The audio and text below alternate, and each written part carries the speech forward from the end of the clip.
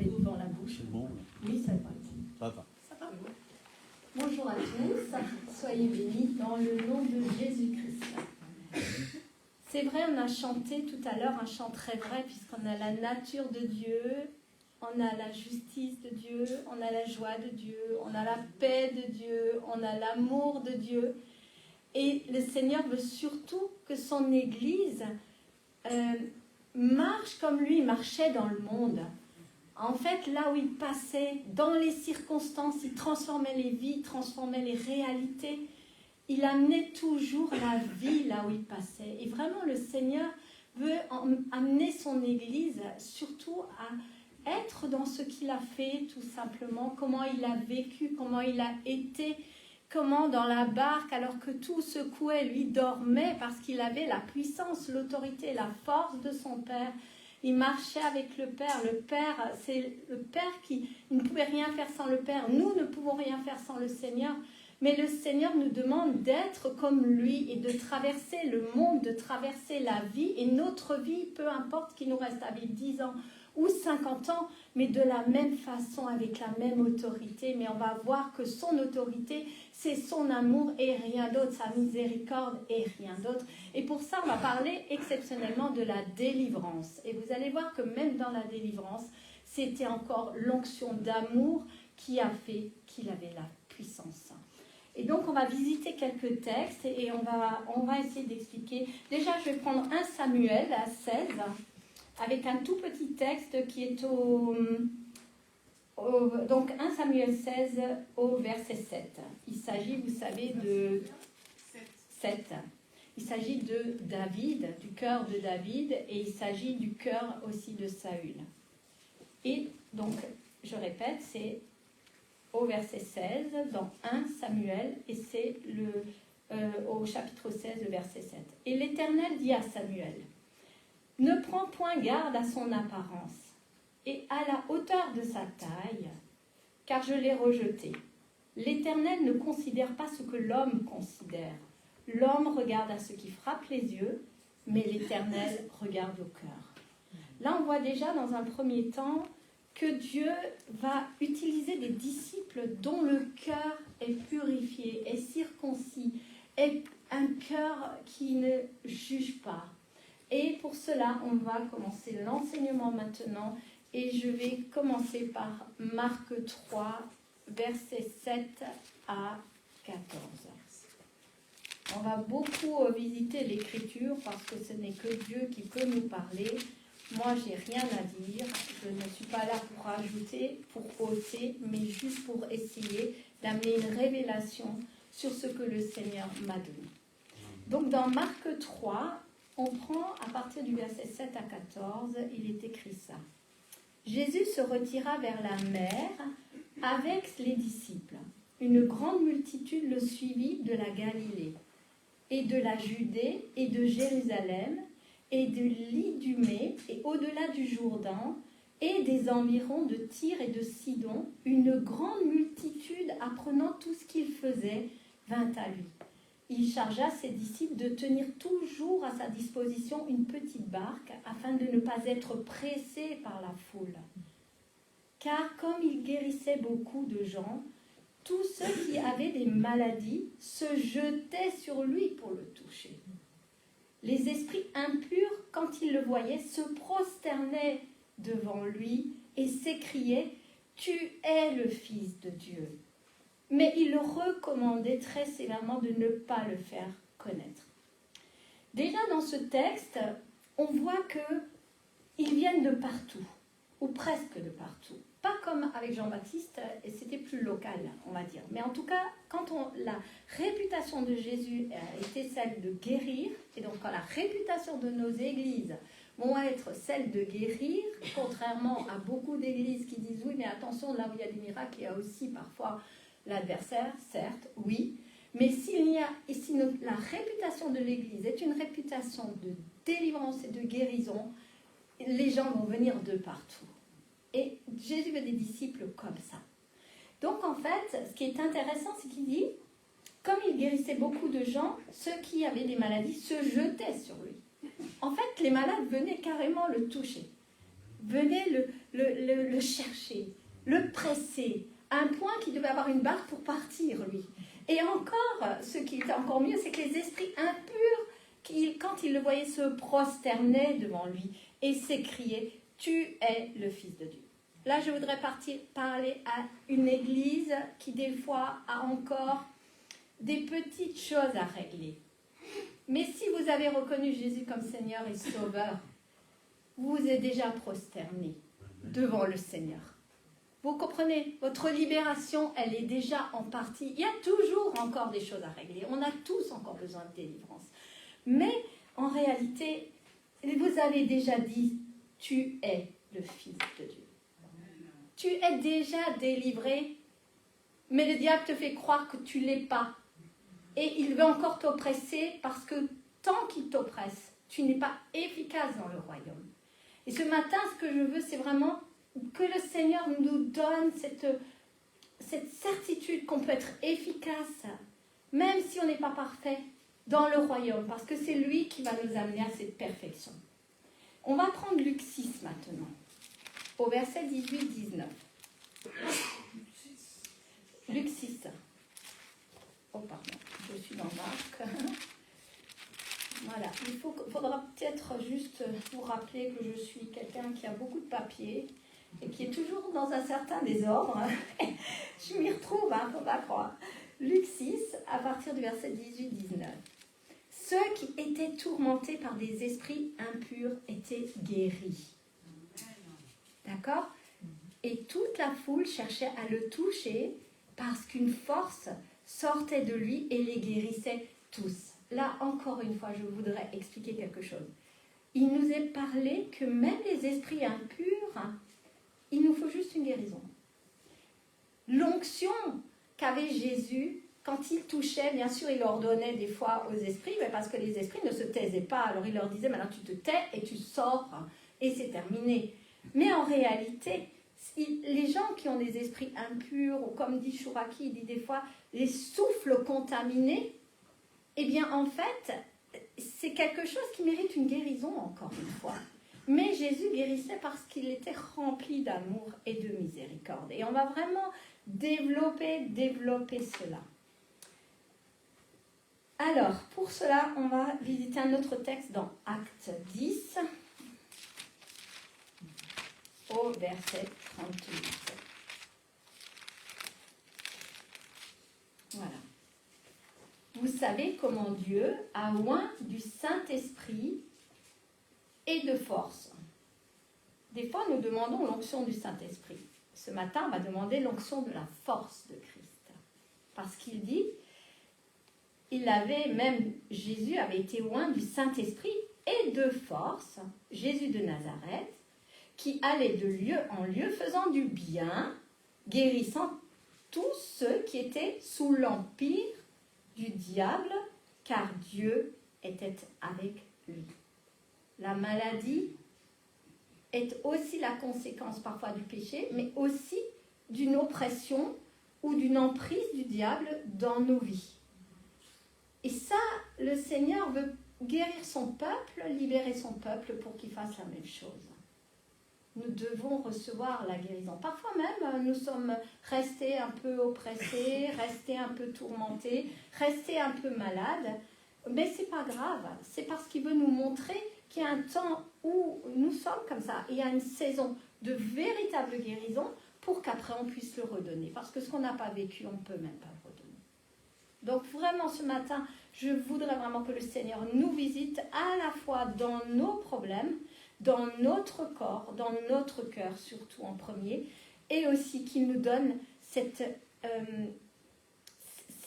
compréhension, cette révélation qu'il nous attend aussi pour le suivre sur ce même chemin de puissance, de force, d'autorité par l'Esprit.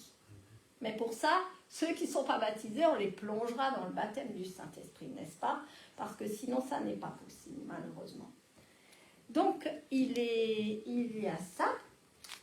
Et je voudrais d'abord maintenant prier pour que vraiment le Seigneur fasse. Seigneur mon Dieu, Dieu Tout-Puissant, Dieu d'Abraham, Dieu d'Isaac, Dieu de Jacob, tu veux maintenant, en cet instant, par ta présence, par ton autorité, par ton onction et ta puissance et ta force, nous toucher personnellement chacun, Seigneur, là où nous sommes, avec les besoins, pour que nous soyons édifiés, que nous soyons guéris, que nous soyons fortifiés, que nous soyons relevés et que nous puissions faire ton œuvre. Tu destines ton Église, Seigneur, à être à ta suite, des disciples, des apôtres qui ont compris combien tu es miséricordieux, combien ton amour nous révèle l'amour du Père et combien tu veux que nous fassions ton œuvre. Donne à ton Église, Seigneur, de comprendre cela. Révèle-nous à chacun, révèle-le à moi aussi, Seigneur, encore plus que jamais, Seigneur. Et vraiment, donne-nous de nous mettre en route et d'avoir le zèle au pied pour vraiment marcher comme tu marches et passer là où tu passes parce que tu crées des circonstances dans chacune de nos vies. Et ces circonstances, Seigneur, tu nous les as déjà données, tu nous les as destinées à être délivrés, à être guéris, à apporter une parole de vie parce que tu es la vie et que tu as, Père, demandé à ton Fils de venir mourir pour donner la vie au monde. Merci de ce que tu vas faire ce matin au nom de Jésus. Amen. Amen. Alors, je dis aussi, la foule donc venait non seulement de Galilée, mais de toutes les régions donc habitées par les Juifs. Donc, on l'avait dit. On dit que les esprits qui étaient tourmentés étaient guéris. Donc, je le redis, même les esprits tourmentés ont besoin de guérison. Et donc, pour cela, on va continuer pour bien comprendre. Donc, je voulais dire aussi que Jésus n'est pas d'abord un prédicateur. Il n'est pas d'abord un enseignant. On se souvient de lui comme quelqu'un qui, quand il passe, il fait le bien. Donc là où nous passons, objectif 1, apporter une bonne parole, une parole de vie, une guérison, une prière et faire le bien. Ça commence par là. Et ce que je voulais dire, ça n'est pas quelqu'un qui va joindre le geste à la parole. On pourrait dire qu'il ferait ça, il fait l'inverse. Il va d'abord toucher la personne. Et c'est quelque chose qui va se faire parce que juste il aura donné une parole. Le miracle est déjà dans la déclaration de la parole sur la vie de quelqu'un. Le miracle est déjà dans le geste quand il touche parce qu'il est rempli du Saint-Esprit. Ces paroles sont simples, elles sont parfois extrêmement courtes. Ces discours ne sont pas non plus toujours grands. Il enseigne, oui, son peuple, il enseigne ses disciples, mais surtout ses disciples regardent faire. D'accord ? On va dire que c'est plutôt les évangiles, les Matthieu, Marc, qui vont expliquer ce que Jésus fait. C'est eux qui font des grands discours autour de ce que... Mais quand vous observez Jésus ne fait pas de grands discours. Là où il fait des grands discours, c'est par Matthieu 23, quand il parle aux pharisiens. Malheur à vous, pharisiens, malheur à vous, Il leur fait tout un plan de discussion où il leur explique ce qu'il ne faut pas être. Donc je dis aussi que Jésus, lorsqu'il dit « Je suis la lumière du monde », si on prend Jean 8, on ne va pas aller le visiter, au verset 12 ou 9 au verset 5, il traduit en parole quand il dit « Les aveugles vont voir ». Les sourds vont vraiment entendre la vérité. Et la vérité, c'est la parole de Dieu. Et la parole de Dieu, c'est Jésus-Christ. Et quand on a compris que Jésus-Christ, c'est la parole, on ne peut pas recevoir autre chose que de recevoir sa parole et de recevoir Jésus-Christ. Maintenant, je voudrais un petit peu parler de quelque chose d'autre. Il y a un moment où aussi on dit, il y a des esprits qui lui disent « Es-tu venu nous tourmenter avant le temps fixé ?» Le temps fixé, en grec, c'est le kairos de Dieu. C'est-à-dire que les esprits reconnaissent en Christ qu'ils passent là et c'est avant le temps fixé. Parce que nous, on est dans le chronos, mais Dieu est dans le kairos. D'accord ? Et pour cela, on va aller dans Matthieu 9, au verset 8 aussi, parler de quelque chose. Matthieu 9, au verset 8. Voilà. Voyez-vous, ce qui est intéressant, c'est que dans l'histoire du paralytique, non, je vais le lire carrément depuis le début. Jésus étant monté dans la barque, traversa la mer et alla dans sa ville. Et voici, on lui amena un paralytique couché sur un lit. Jésus, voyant sa foi, il y a quand même la dimension de la foi qui est importante, n'est-ce pas? Dit au paralytique, prends courage mon enfant, tes péchés te sont pardonnés. Sur quoi quelques scribes dirent au-dedans d'eux, cet homme blasphème. Et Jésus, connaissant leurs pensées, lui dit, pourquoi avez-vous de mauvaises pensées dans vos cœurs? Car lequel est-il plus aisé de dire, tes péchés te sont pardonnés, ou de dire, lève-toi et marche? Or, afin que vous sachiez que le Fils de l'homme a sur la terre le pouvoir de pardonner les péchés, lève-toi, dit-il au paralytique, prends ton lit et va dans ta maison. Dans une autre version, j'avais lu, afin que vous sachiez, afin que vous compreniez. Si le Seigneur dit afin que vous compreniez, ça veut dire que les 3/4 n'ont pas compris. Il parle aux scribes, aux pharisiens. Et il est en train de dire, vous n'avez pas compris que j'ai pouvoir de pardonner. Et c'est pour cela que j'ai le pouvoir de te guérir. De faire un miracle, parce que là on parle d'un paralytique qui est quand même carrément dans une chaise. Et en réalité, le Seigneur dit, mais si tu n'as pas compris, si vous n'avez pas compris, les scribes, il y en a, enfin, à l'époque, les pharisiens, il y en avait à peu près 6000 entre les Esséniens et tout, il y en avait beaucoup, beaucoup dans le coin là-bas. Et quand Jésus dit, afin que vous compreniez que le Fils de l'homme a sur la terre le pouvoir de pardonner, lève-toi, dit-il au paralytique, prends ton lit et va dans ta maison. Il se leva, s'en alla dans la maison. Et écoutez ça. Quand la foule vit cela, elle fut saisie de crainte. Elle glorifia Dieu qui a donné aux hommes un tel pourvoir.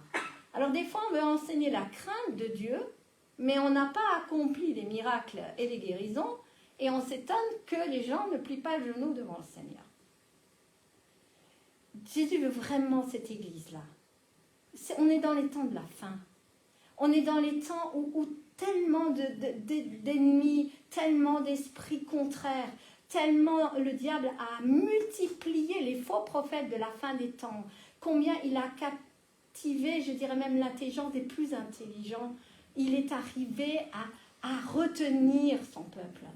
Nous avons besoin d'une église puissante. On a besoin d'être dans l'onction. On a besoin de l'onction qui fait que les esprits crient, Fils de David, sors-moi.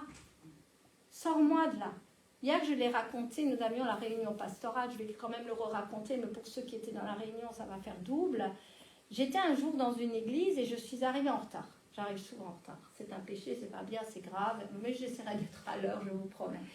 Et en réalité, j'étais vraiment derrière. Et devant, au 4e banc, vers la droite, il y avait un garçon qui avait été vraiment, on sait qu'il a été en psychiatrie, il y avait presque de la possession, mais je pense plus qu'il était malade vraiment de l'esprit et de l'âme, et très malade au point que même l'odeur des esprits, vous savez, il y a des esprits qui ont des odeurs.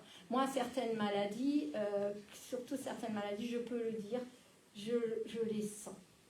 Je sens les esprits. Je sais quand ça vient des esprits ou quand ça vient d'une maladie corporelle, d'usure, normale, naturelle. Ça a carrément des odeurs. Et je peux des fois dire à la personne, tu as récidivé, elle ne le sait même pas encore, mais je le sens. Ça, c'est encore une parenthèse. Mais je vais vous dire, donc j'étais derrière et je commence à louer le Seigneur. Je commence à chanter. Je commence à rentrer comme ça. Et il y avait une belle onction. Et je dis, oh Seigneur, cet homme doit être guéri. Il faut que tu le délivres. Il faut que tu le délivres. D'un seul coup, ce garçon se retourne et il me cherche. Parce que lui, moi je le voyais, mais lui il ne me voyait pas. Donc il se retourne et il commence à me chercher. Et quand il me voit, il se retourne. Rebelote, je continue à chanter, je continue à louer, je continue vraiment. Et d'un seul coup, ça me reprend. Mon Dieu Seigneur, je parle en langue. Il faut délivrer ce garçon. De nouveau, il se retourne. De nouveau, il me regarde, il me cherche. Et là, je dis, Seigneur, c'est pas possible que ma seule connexion avec toi, ma seule pensée de délivrance pour ce garçon soit déjà quelque chose qui puisse le déranger au point qu'il sait qu'on veut le délivrer. Maintenant, prouve que ce que je sens, parce que moi, je n'aime pas recevoir quelque chose du Seigneur sans qu'il y ait une confirmation. Donc j'ai dit, Seigneur, confirme ce que je sens là. Parce que moi, je peux me dire que c'est bizarre, il se retourne bien vers moi, il me regarde bien moi, mais Écoutez, il s'est retourné une troisième fois. Et au bout de la troisième fois, vous savez ce qu'il a fait? Il est parti, il est sorti, il a couru et il est sorti de l'église en courant. Donc, vous savez, je crois vraiment là. Ça aurait été mieux qu'il crie sors-moi de là ou sortez-moi. On aurait pu faire une délivrance. Les pasteurs étaient devant, ils avaient qu'à le faire. Mais il a eu si peur. Et c'est tout dans le spirituel. Tout est dans le spirituel. Ça ne se voit pas, mais ça se sent. Et donc voilà, c'était juste une parenthèse encore. Et donc, je continue dans Matthieu. Donc, ce que je voulais dire, c'est que les miracles, les guérisons, ce n'est pas une alternative, c'est une obligation de nos églises. Alors, effectivement, il y en a, hein. Ce n'est pas un problème, mais on en veut plus. Aujourd'hui, on va dire au Seigneur de vraiment nous armer, nous guérir déjà nous et nous armer. Et nous allons prendre Matthieu 9 au verset 11. Les pharisiens virent cela et ils dirent à ses disciples, pourquoi votre maître mange-t-il avec les publicains et les gens de mauvaise vie? Ce que Jésus ayant entendu, il dit, ce ne sont pas ceux qui se portent bien et qui ont besoin de médecins, mais les malades. Mais maintenant, écoutez la révélation qui vient. Allez et apprenez ce que signifie je prends plaisir à la miséricorde et non au sacrifice. Et là, il parle de sa propre miséricorde. Il prend plaisir à faire miséricorde. Il prend plaisir à pardonner. Car je ne suis pas venu appeler des justes, je suis venu appeler des pécheurs. Le Seigneur, lorsqu'il dit qu'il ne prend... Alors, il y a un texte qui dit, je ne prends pas plaisir au sacrifice, je prends plaisir à l'obéissance. Ça, c'est dans le cadre de notre attitude à devoir obéir au Seigneur. C'est un texte qui est aussi vrai. Mais là, ce que je veux développer, c'est vraiment qu'il dit que Jésus lui-même dit « J'ai plaisir » parce que moi, ma Bible, elle est écrite en rouge quand c'est les paroles de Christ. Je prends plaisir à la miséricorde. Ça veut dire je prends plaisir à faire miséricorde et non à vos sacrifices, car je ne suis pas venu appeler des justes, je suis venu appeler des pécheurs. C'est puissant, ça. Et on va aller plus loin. Au verset, on va rester dans Matthieu 16. Maintenant, on va aller dans Matthieu 16. Et là, nous verrons aussi, 16, au verset 1. Les pharisiens, alors là, regardez encore, mon Dieu, ça c'est terrible. Les pharisiens et les sadducéens abordèrent Jésus et pour l'éprouver, lui demandèrent de faire voir un signe venant du ciel. Nous avons vu tout à l'heure que Jésus, là où il passait, il était miséricordieux. Il voulait toujours donner la vie. Il voulait toujours ressusciter les morts. Il voulait toujours délivrer les captifs. Il voulait toujours guérir les malades, les oppressés, etc. Mais là, on parle des pharisiens. Et Jésus répond, le soir vous dites il fera beau car le ciel est rouge et le matin il y aura de l'orage aujourd'hui car le ciel est d'un rouge sombre. Vous savez donc discerner l'aspect du ciel et vous ne pouvez discerner les signes des temps. Et là il dit une génération méchante adultère demande un miracle. Donc la génération en question c'était tout le monde, mais c'était aussi parce que les Esséniens, les pharisiens, en fait, c'était des pieux. Ils étaient relativement saints. Et c'est pas ça que Jésus leur reprochait. Mais quand même, il dit, c'est une génération méchante et adultère qui demande un miracle. Il lui sera donné d'autres miracles que celui de Jonas. Et il les quitta. En fait, Jésus refuse de faire des miracles au milieu des pharisiens. C'est pas compliqué. Si notre cœur n'est pas le cœur de Jésus-Christ, Jésus ne donne pas de signe. Pourtant, on l'a vu dans le paralytique, il pardonne au paralytique avant de le guérir, parce qu'il y a la foi des brancardiers, la foi simple, c'est qu'une foi, Jésus, je suis sûre que tu peux le faire. Il ne leur demande rien d'autre en fait. Et il démontre que, comme il dit, afin que vous compreniez, afin que vous sachiez que le Fils de l'homme a le pouvoir de pardonner. Mais là, il dit aux pharisiens et aux sadducéens, méfiez-vous, après il dit, gardez-vous avec soin du levain des pharisiens. Alors, ils comprirent, parce que là, il était, je pense, avec ses disciples, hein, puisqu'il y avait des nombreuses guérisons et surtout la multiplication des pains. Et ils comprirent, les vrais disciples, parce qu'il y a des faux, comme il y a des faux frères, comme il y a des faux docteurs et comme il y a des faux enseignants. Ils comprirent que ce n'était pas du levain du pain qu'il avait dit de se garder, mais de l'enseignement des pharisiens et des sadducéens. Au verset donc 12, il dit ça. Puis nous allons sauter au verset 18, c'est encore pire. Il parle à Pierre, qui était un disciple, qui allait faire des guérisons, et qui pourtant le reniera. Jésus le savait.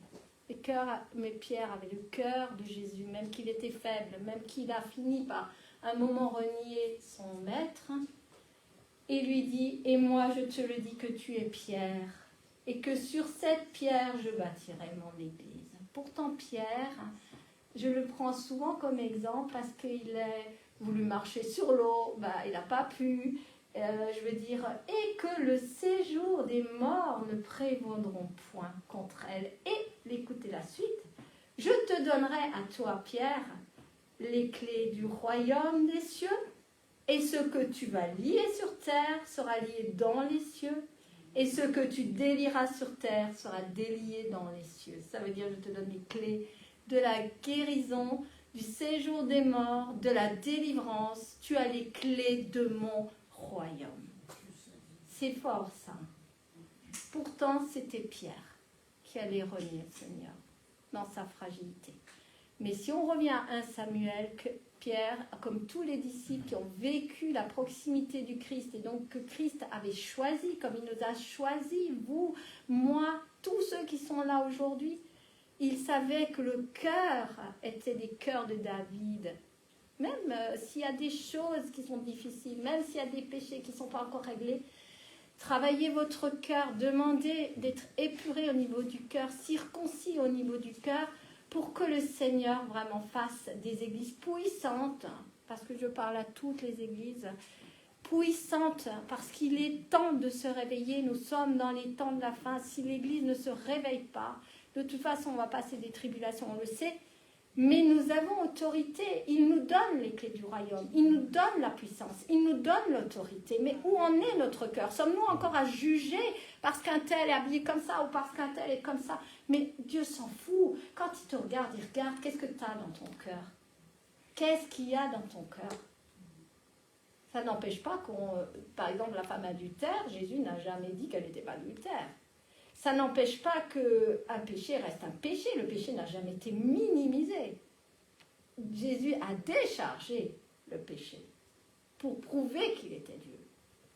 Donc, nous ne pouvons pas avoir des guérisons beaucoup si nous sommes en train de nous dire que cette personne-là, peut-être qu'elle a encore ça, donc elle ne sera pas guérie.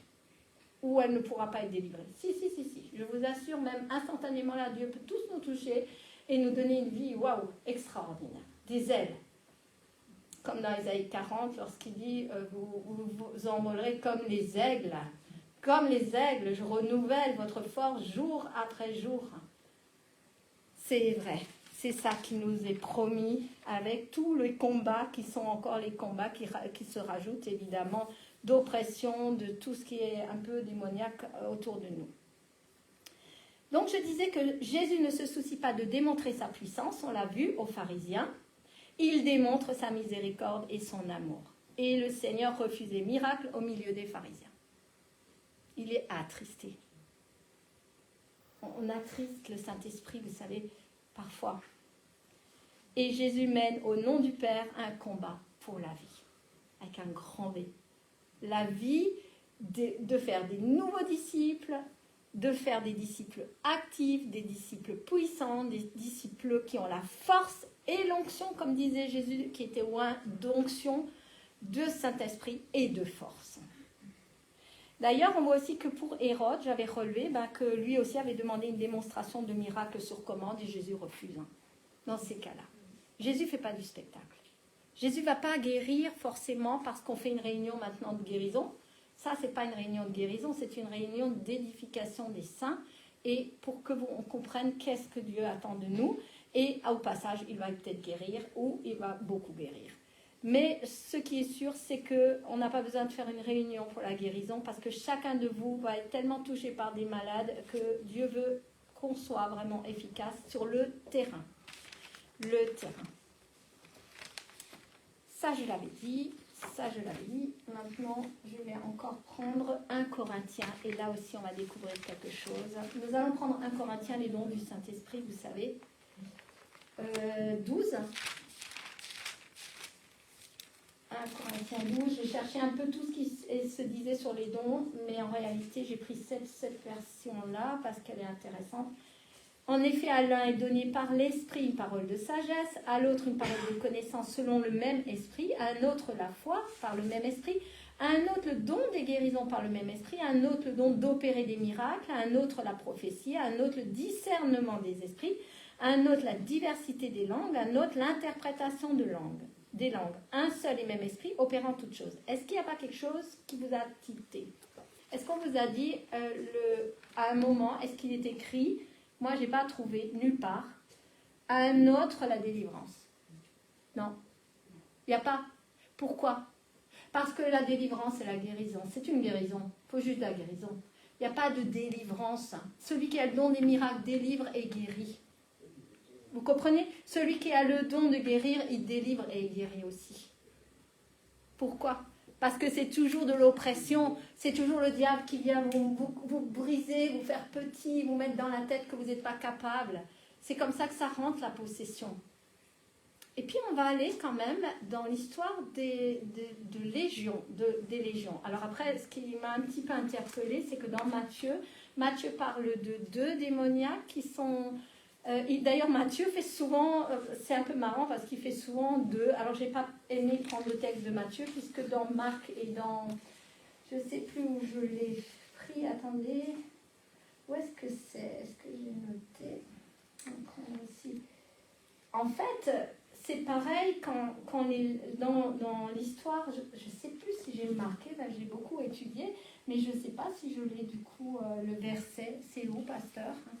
Le verset des démoniaques, tu ne l'as pas. C'est pas grave, on va en parler comme ça.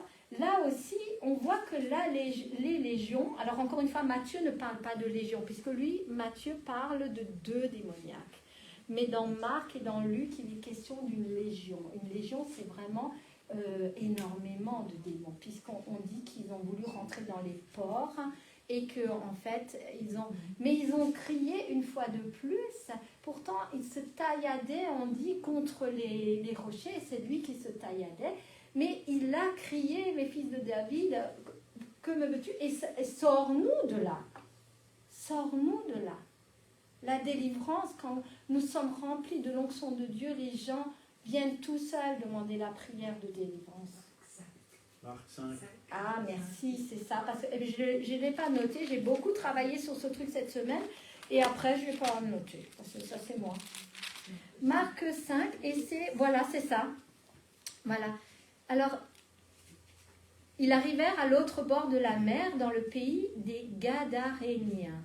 Aussitôt que Jésus fut hors de la barque, il vint au-devant de lui un homme sortant des sépulcres et possédé d'un esprit impur. Mais cet homme avait sa demeure dans les sépulcres et personne ne pouvait le lier, même pas avec une chaîne. Car souvent, il avait eu des fers aux pieds et il avait été lié de chaînes, mais il avait rompu les chaînes et brisé les fers et personne n'avait la force de le dompter. Il était sans cesse jour et nuit dans les sépulcres, sur les montagnes, criant et se meurtrissant avec des pierres. Ayant vu Jésus de loin, il accourut et il se prosterna. Quelqu'un qui se prosterne devant Jésus-Christ et qui demande sa vie va être délivré. C'est pour ça, ceux qui ne sont pas baptisés, encore une fois, demandez le baptême. Demandez, prosternez-vous devant le Seigneur et toute délivrance viendra avec et toute force va venir avec. Et Jésus lui dit, il s'écria d'une voix forte, « Qu'y a-t-il entre moi et toi, Jésus, fils du Dieu très haut? Je t'en conjure au nom de Dieu, ne me tourmente pas. » Car Jésus lui disait, « Sors de cet homme, esprit impur. » Et il lui demande le nom, et là il dit « Légion, car nous sommes plusieurs. » Et il y avait là une montagne, donc on voit que ces démons ne veulent pas sortir sans aller dans autre chose. Et donc Jésus dit oui, et ce sont donc les pourceaux qui vont après, ils sont 2000 et ils vont se noyer, se jeter dans la mer. C'est terrible, hein? Et encore une fois, nous voyons que c'est vraiment l'onction, comme je dis, qui brise les jougs, l'onction qui sera sur nous, qui brise les jougs et qui fait que les gens viennent en demandant. Voilà, la délivrance ou tout simplement la prière pour la maladie, hein, et pour la délivrance. Ça n'a pas besoin d'être des grands cris, des hurlements. C'est une petite prière. C'est l'autorité de Dieu. Jésus était revêtu d'autorité. Il était vraiment revêtu de puissance. On peut aussi aller dans Hébreux 2. Nous allons encore visiter Hébreux 2. Je regarde juste là. Au verset 14. Ainsi donc, puisque les enfants participent au sang et à la chair, il a également participé lui-même, afin que par la mort, il anéantisse celui qui a la puissance de la mort, c'est-à-dire le diable, et qu'il délivra tous ceux qui, par crainte de la mort, étaient toute leur vie retenus dans la servitude. La crainte de la mort, ça voudrait dire aussi qu'inconsciemment, beaucoup de maladies viennent de cette crainte de mourir.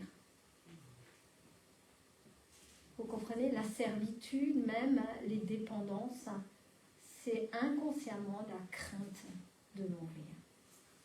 Puisqu'il le dit, hein, il faut le dire à haute voix, comme disait le prophète Walid, disait, et qu'il délivra tous ceux qui, par crainte de la mort, étaient toute leur vie retenus dans la servitude. Alors c'est très inconscient, on n'a peut-être pas conscience qu'on a peur de mourir, mais malheureusement c'est peut-être aussi là une clé à comprendre, car assurément ce n'est pas à des anges qui vient en aide, mais à la postérité d'Adam. Donc qui sommes la postérité d'Adam? C'est tous ceux qui croient. En conséquence, il a dû être rendu semblable en toutes choses à ses frères, afin qu'il fût un sacrificateur souverain, miséricordieux et fidèle dans le service de Dieu pour faire l'expiation des péchés du peuple, car ayant été tenté lui-même dans ce qu'il a souffert, il a pu secourir tous ceux qui sont tentés. C'est puissant ça aussi, hein. C'est vraiment une partie que j'aime beaucoup du Seigneur. Alors, je disais aussi qu'on voit toujours le blasphème contre le Saint-Esprit chez les pharisiens. J'avais écrit que donc les pharisiens comprenaient du temps de Jésus 6000 membres et des Assidéens. Comme les Esséniens, ils sont rattachés aux Hassidim. En hébreu, ça veut dire que c'est des pieux. C'est des pieux, ce ne sont pas des gens forcément... Vous ne pourrez pas toujours critiquer les pharisiens pour leur... mauvaise conscience ou autre, parce qu'ils sont juste investis d'une mission. Ils veulent justement amener une vraie sainteté. Et en cela, c'est bien. Mais il nous faut en plus le cœur. Il nous faut vraiment avoir en plus conscience de la grâce de Dieu et de ce que le Seigneur a fait, parce que sinon, vraiment, on va le recrucifier et son cœur est brisé. Pour cela, c'est très, très... Et donc aussi... je disais qu'ils luttaient de façon acharnée contre l'influence païenne. C'était la façon type dont les pharisiens, leur objectif, c'était de lutter contre les influences païennes. Or, Jésus, quand il allait à Capharnaüm, il allait en plein, comme dans le Marseille d'autrefois, en plein, là où il y avait les pires pécheurs, les prostituées, les collecteurs d'impôts, les malades, les démoniaques, la mafia. Il allait là où c'était pire. Alors, vous savez, c'est ça qu'il faut comprendre. Jésus a tellement de paradoxes, mais pourquoi? Parce qu'il est puissant et il n'a pas peur. Hein. Ce n'est pas lui qui prend les coups. Hein. Là où il passe, il délivre. Là où il place, il dérange. Là où il passe, il guérit. Et là où il passe, il y a une vérité qui s'installe. C'est la parole de Dieu. Et la parole de Dieu, c'est la vérité. Et on n'en a qu'une. Mais je dis qu'il est venu s'abandonner à l'humanité, se livrer aux mains des hommes en faisant confiance à Dieu. Et c'est pour ça que Jésus peut dire, il ordonne, lève-toi, prends ton brancard et va dans ta maison. Mais il libère l'homme d'abord du péché avant de le guérir. Mais il n'attend qu'une chose, c'est le pas de la foi. Donc, pour les païens, pour les personnes qui ne connaissent pas Jésus, il nous faut leur donner envie de faire ce pas de foi. Et après, ne discutons pas l'état dans lequel sont les gens.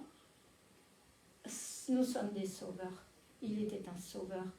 Il était quelqu'un qui amenait la vie. Il était quelqu'un dont les gestes étaient amour et miséricorde et encore amour.